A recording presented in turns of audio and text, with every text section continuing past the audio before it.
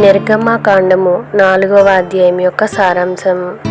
ఈ అధ్యాయంలో దేవుడు మోషేను ఐగుప్తుకు పంపడానికి సిద్ధం చేసే కీలక ఘట్టాలు ఉన్నాయి. సూచక క్రియలు.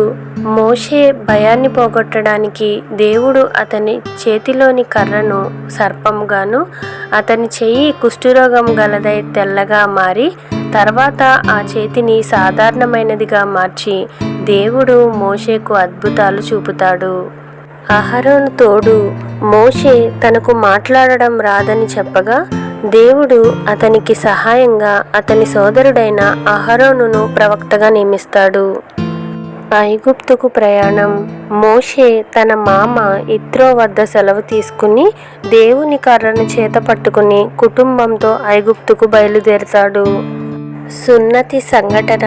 మార్గమధ్యంలో దేవుని కోపం మోషే పైకి రాగా అతని భార్య సిప్పోరా తన కుమారునికి సున్నతి చేసి విపత్తు నుండి కాపాడుతుంది. ప్రజల నమ్మకం. మోషే అహరోనులు ఐగుప్తులోని ఇశ్రాయేలీల పెద్దలను కలిసి దేవుని మాటలు చెప్పి సూచక క్రియలు చూపగా ప్రజలు నమ్మి దేవునికి నమస్కరిస్తారు. 3వ సూచక క్రియ నైలు నది నీళ్లు. మొదటి 2 సూచక క్రియలను ప్రజలు నమ్మకపోతే నైలు నది నీటిని పొడి నేల మీద పోయాలని, అవి రక్తంగా మారుతాయని దేవుడు మోషేకు చెప్పాడు. ఈ అధ్యాయం నుండి మనం గ్రహించవలసిన మరికొన్ని ముఖ్యమైన విషయాలను ఇప్పుడు చూద్దాం. ఫరో హృదయము కఠినపరచబడుట. దేవుడు మోషేతో ఐగుప్తులో చేయవలసిన మహత్కార్యముల గురించి చెప్తూ ఫరో హృదయమును కఠినపరుస్తానని, అతడు ప్రజలను వెళ్ళనీయడని ముందుగానే తెలియజేశాడు. ఇశ్రాయేలు జ్యేష్ఠపుత్రుడు.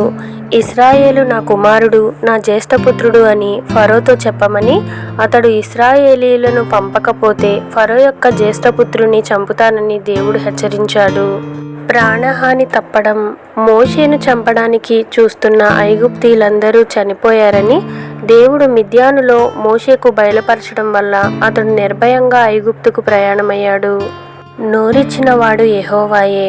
మోషే తాను నోటి మాంద్యము నాలుక మాంద్యము గలవాడనని సాకులు చెప్పినప్పుడు మానవునకు నోరిచ్చినవాడు ఎవడు? మూగవానిగాను, చెవిటివానిగాను, దృష్టి గలవానిగాను, గ్రుడ్డివానిగాను పుట్టించిన వాడెవడు? యెహోవానైన నేనే కదా అని దేవుడు హెచ్చరించి ధైర్యం చెప్పాడు. సాకులు దేవునికి చెల్లవు. మనలోని బలహీనతలను సాకులుగా చూపినప్పుడు మనలను సృష్టించిన దేవుడు మనకు తోడై ఉండి సమర్థులుగా మారుస్తాడని గుర్తించాలి. దేవుని పిలుపు. మన లోబడే గుణం. దేవుడు ఇచ్చే బాధ్యతల నుండి తప్పించుకోవడానికి ప్రయత్నించక ఆయన చిత్తానికి సంపూర్ణంగా లోబడాలి. కుటుంబ సమర్పణ. దేవుని పరిచర్యలో లేదా మార్గంలో నడిచేటప్పుడు దేవుని విధి నియమాలను మన కుటుంబంలో గైకొనడం, క్రమశిక్షణ కలిగి ఉండడం అత్యంత ఆవశ్యకం. దేవుని ప్రణాళిక నెరవేర్పు. దేవుడు తన ప్రజల బాధలను చూస్తాడు, వింటాడు. సరైన సమయంలో మోషే, అహరోనుల వంటి వారిని సాధనాలుగా వాడుకుని తన ప్రణాళికను నెరవేరుస్తాడు. దేవుని సాధనాలు. దేవుడు మన దగ్గర ఉన్న సాధారణమైన వాటినే మోషే చేతిలోని కర్రవలే తన అద్భుత కార్యాల కోసం వాడుకుంటాడు. భయము తీరిపోవుట. దేవుడు స్వయంగా ఇచ్చిన వాగ్దానాలు, సూచక క్రియలు మన విశ్వాసాన్ని బలపరిచి భయాన్ని తొలగిస్తాయి. అధ్యాయం యొక్క ముగింపు.